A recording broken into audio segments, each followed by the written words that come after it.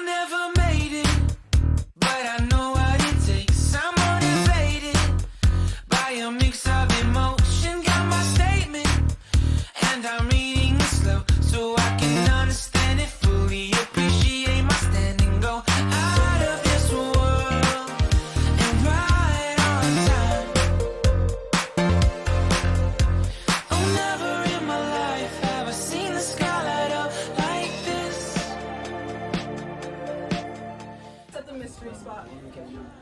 No, okay, it's not gonna work. It does work on chapstick on baby lips. It does work.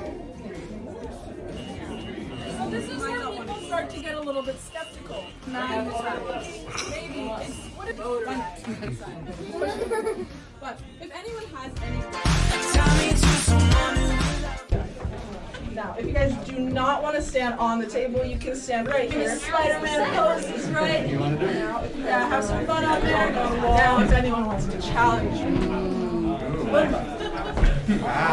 just be careful of other things like 1, 2 bicep push-ups. Right? Get strong. Now, guys, we probably have about 7 minutes. So go ahead, take photos, be safe, and.